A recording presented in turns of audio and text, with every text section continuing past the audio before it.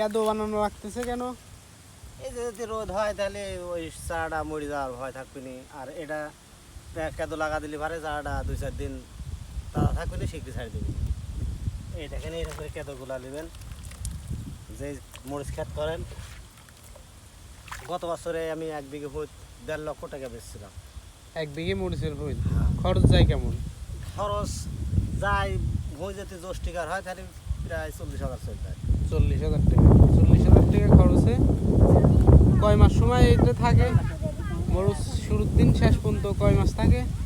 ওই তো চৈত মাস পর্যন্ত থাকে। চৈত মাস। চৈত মাসে যায় মরিচের গাছ শেষ হয়ে যায়।